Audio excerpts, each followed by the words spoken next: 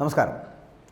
ബി.ജെ.പിയുടെ മുൻ ദേശീയ അധ്യക്ഷനും കേന്ദ്ര ആഭ്യന്തരമന്ത്രിയുമൊക്കെ ആയിട്ടുള്ള അമിത്ഷായുടെ ഒരു വീഡിയോ സമൂഹ മാധ്യമങ്ങളിലൊക്കെ വ്യാപകമായിട്ട് പ്രചരിക്കുന്നുണ്ട്. ഉത്തരേന്ത്യയും ദക്ഷിണേന്ത്യയും എന്ന് ഈ രാജ്യത്തെ രണ്ടായി വിഭജിക്കണമെന്ന് അദ്ദേഹം പറയുന്നതാണ് ആ ദൃശ്യങ്ങളിലൊക്കെ കാണുന്നത്. എന്തായിരിക്കും ഇങ്ങനെ പ്രചരിക്കുന്ന ഈ വീഡിയോയുടെ വാസ്തവമെന്ന് അറിയേണ്ടതുണ്ട്. കാരണം ഇത്തരത്തിലൊരു വൈറൽ വീഡിയോ പരിശോധിക്കുമ്പോൾ അമിത്ഷാ കയ്യിൽ പിടിച്ചിരിക്കുന്ന മൈക്കിൽ നിന്ന് ഏതു ചാനലിലാണ് അദ്ദേഹം സംസാരിക്കുന്നത് എന്ന് വ്യക്തമാകും.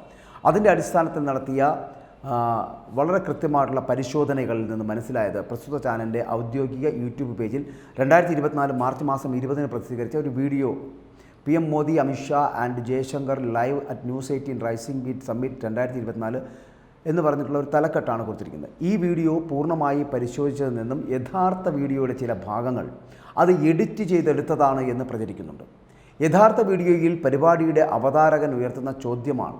ആ ചോദ്യമെന്ന് പറയപ്പെടുന്ന അമിത്ജി, നമുക്ക് ദക്ഷിണേന്ത്യയെക്കുറിച്ച് ചർച്ച ചെയ്യാം. മോദിജി അവിടെ അതീവ ശ്രദ്ധ ചെലുത്തുന്നുണ്ട്.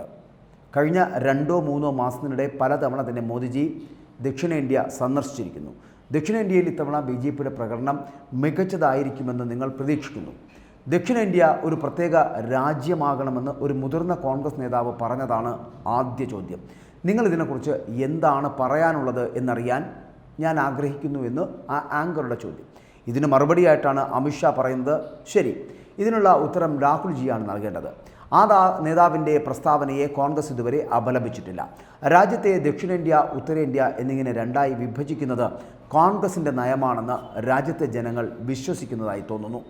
എന്നാൽ രാഹുൽ ബാബ വിഷമിക്കേണ്ട, അല്ലെങ്കിൽ ഇപ്പോൾ BJP വളരെ ശക്തമാണ്. കോൺഗ്രസ്സിന് രാജ്യത്തെ വീണ്ടും വിഭജിക്കാൻ കഴിയില്ല. രാജ്യത്തെ വിഭജിക്കാൻ BJP ഒരിക്കലും അനുവദിക്കില്ല. ഇന്ന് BJP അതിശക്തമായിട്ടുള്ള ഒരു പാർട്ടിയായി മാറിയിരിക്കുകയാണ്. അതുകൊണ്ട് തന്നെ കോൺഗ്രസ്സിന് ഒരിക്കലും രാജ്യത്തെ വിഭജിക്കാൻ സാധിക്കില്ല എന്ന് അദ്ദേഹം ഹിന്ദിയിൽ വളരെ കൃത്യമായി പറയുന്നുണ്ട്. ലഭ്യമായിട്ടുള്ള വിവരങ്ങളുടെ അടിസ്ഥാനത്തിൽ യഥാർത്ഥ വീഡിയോയിൽ നിന്നും ചില ഭാഗങ്ങൾ അടർത്തിയെടുത്തിട്ടാണ് ഇതിനെ തെറ്റായി പ്രചരിപ്പിക്കുന്നത് എന്നുള്ള കാര്യം വളരെ വ്യക്തമാണ്. എന്തിനാണ് അത്തരത്തിലൊരു സാഹചര്യം സൃഷ്ടിക്കുന്നത്? ഇതൊക്കെ രാഷ്ട്രീയപരമായിട്ടുള്ള പാപ്പരത്തമാണ്.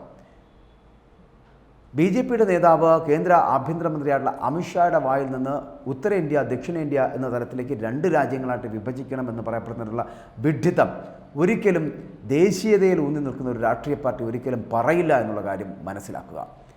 ഒരു രാജ്യത്തെ ഒരുമിപ്പിച്ചു മുന്നോട്ട് കൊണ്ടുപോകാൻ ശ്രമിക്കുന്ന ഒരു പ്രസ്ഥാനമാണ് BJP എന്ന് പറയപ്പെടുന്നത്. കഴിഞ്ഞ 10 വർഷക്കാലമായി ദേശീയ രാഷ്ട്രീയത്തിൽ എത്രത്തോളം ചലനം സൃഷ്ടിക്കപ്പെട്ടുള്ള നേതാക്കൾ എന്ന് പറയപ്പെടുന്നത് അമിത്ഷായും നരേന്ദ്രമോദിയുമാണ്. ദേശീയത എന്ന് പറയപ്പെടുന്ന ഉയർത്തിക്കാട്ടുകയും ആ ദേശീയതയിൽ അധിഷ്ഠിതമായിട്ടുള്ള രാഷ്ട്രീയത്തിൽ ഊന്നി നിന്നുകൊണ്ട് രാജ്യത്തെ സംസ്ഥാനങ്ങളെ മുഴുവൻ ഏകോപിപ്പിച്ചുകൊണ്ട്, കേന്ദ്രഭരണ പ്രദേശങ്ങളെ മുഴുവൻ ഏകോപിപ്പിച്ചുകൊണ്ട് ഒരൊറ്റ രാജ്യമെന്നുള്ള മനസ്സോടുകൂടി ഏകമന്ത്രം ഉരുവിട്ടുകൊണ്ട് മുന്നോട്ട് പോകുന്ന ഒരു പ്രസ്ഥാനമാണ് BJP. അത് മനസ്സിലാക്കാൻ കഴിയുന്നവർക്ക് മാത്രം, അല്ലെങ്കിൽ അങ്ങനെ വിശ്വസിക്കുവാൻ കഴിയുന്നവർക്ക് മാത്രം മനസ്സിലാക്കാൻ കഴിയുന്ന ഒരു മന്ത്രമാണത്. ഏകരാജ്യമെന്നുള്ള സ്വപ്നത്തിലൂടെ കടന്നു പോകുന്ന, ദേശീയതയിൽ അധിഷ്ഠിതമായിട്ടുള്ള സംവിധാനം കുടികൊള്ളുന്ന RSS എന്ന് പറയപ്പെടുന്ന സംഘടനയും BJP എന്ന് പറയപ്പെടുന്ന രാഷ്ട്രീയ പാർട്ടി നയിക്കുന്ന ഒരു പ്രസ്ഥാനമാണ് കേന്ദ്രം ഭരിച്ചുകൊണ്ടിരിക്കുന്നത്. അവിടെ ഒരിക്കലും വിഭാഗീയതയുടെയോ വിഭജനത്തിൻ്റെയോ പ്രശ്നം വരുന്നില്ല എന്നുള്ളതാണ്. എന്നിട്ടും അമിത്ഷായെ ഈ ഘട്ടത്തിൽ ഇത്തരത്തിലുള്ള വിവാദങ്ങളിലേക്ക് വലിച്ചിഴക്കുന്നത് എന്തുകൊണ്ടാണ്? BJP എന്ന് പറയപ്പെടുന്ന രാഷ്ട്രീയ കക്ഷി ദേശീയ രാഷ്ട്രീയത്തിൽ ഉയർത്തുന്ന വെല്ലുവിളി എന്ന് പറയപ്പെടുന്നത് ഒരു രാഷ്ട്രീയ പാർട്ടിക്കും നേരിടാൻ കഴിയുന്നില്ല എന്നുള്ളതാണ്. ഏറ്റവും വലിയ രാഷ്ട്രീയ പ്രസ്ഥാനമായി, ഏറ്റവും വലിയ രാഷ്ട്രീയ ശക്തിയായി തീർന്നിരിക്കുന്ന BJPയെ എതിർക്കുവാനോ തകർക്കുവാനോ കഴിയാതായി പോകുന്നത് എന്തുകൊണ്ട് ആണ് എന്ന് ഈ മറ്റ് രാഷ്ട്രീയ പാർട്ടികൾ, 28ഓളം വരുന്ന രാഷ്ട്രീയ പാർട്ടികളൊക്കെ ഒന്നിച്ചു നിന്നുകൊണ്ട് ഇന്ത്യ എന്ന് പറയപ്പെടുന്ന മുന്നണി ഉണ്ടാക്കിയിട്ട് അതിനകത്തെ പടലപ്പിണക്കവും അധികാര കൊതിയന്മാരും ഉള്ളതുകൊണ്ടാണ് ആ പ്രസ്ഥാനത്തിന് ഒരു പ്രതിപക്ഷം പോലും ആകാൻ കഴിയാതായി പോകുന്നത്.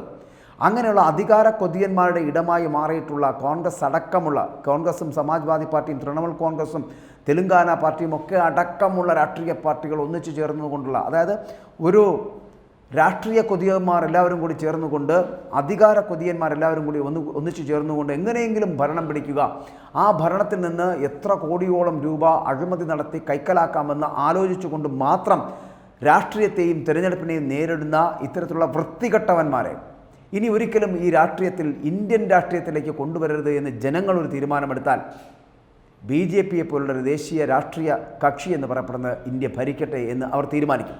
അത്തരത്തിലൊരു സ്ഥിതിവിശേഷത്തിലേക്ക് പോകുന്നു. അത്രത്തോളം വളർന്ന് വലുതായിരിക്കുന്നു, ദേശീയ പാർട്ടിയായിട്ട് മാറിയിരിക്കുന്നു BJP എന്നുള്ളത് ഇന്ന് ഇന്ത്യൻ സമൂഹത്തിന് അറിയാമെന്ന് തന്നെയാണ് അമിത്ഷായും പറഞ്ഞു വെക്കുന്നത്. അതുകൊണ്ട് അമിത്ഷായ്ക്ക് നേരെ ഉതിർക്കുന്ന ഇത്തരത്തിലുള്ള പൊള്ളത്തരങ്ങൾ, കള്ളത്തരങ്ങളൊക്കെ, വിവാദങ്ങളൊക്കെ വെറും സമൂഹ മാധ്യമ സൃഷ്ടികൾ മാത്രമാണ് എന്ന് പറയാതിരിക്കാൻ കഴിയില്ല. ഇങ്ങനെ വ്യാജ വാർത്തകൾ സൃഷ്ടിക്കുന്നതിൽ നിന്ന് എന്ത് ലാഭമാണ് ഇവർ കൊയ്യാൻ ശ്രമിക്കുന്നത്? ഇവർ ആരെയാണ് ഇങ്ങനെ ഉദ്ധരിക്കാൻ ശ്രമിച്ചുകൊണ്ടിരിക്കുന്നത്?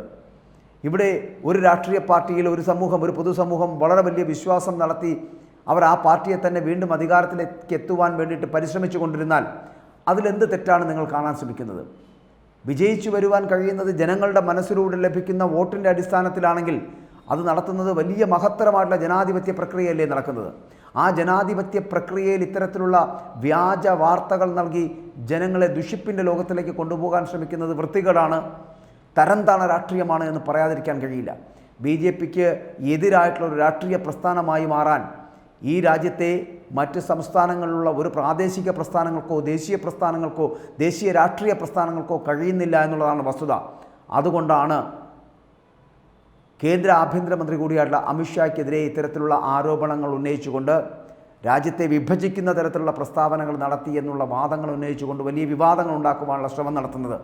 ദേശീയ രാഷ്ട്രീയത്തിൽ മറ്റൊന്നിൽ നിന്നും ശ്രദ്ധ തിരിക്കുന്നതിന് വേണ്ടിയുള്ള ശ്രമങ്ങൾ കോൺഗ്രസ് അടക്കമുള്ള രാഷ്ട്രീയ പാർട്ടികൾ നടത്തുകയാണ് എന്ന് പറയേണ്ടി വരും.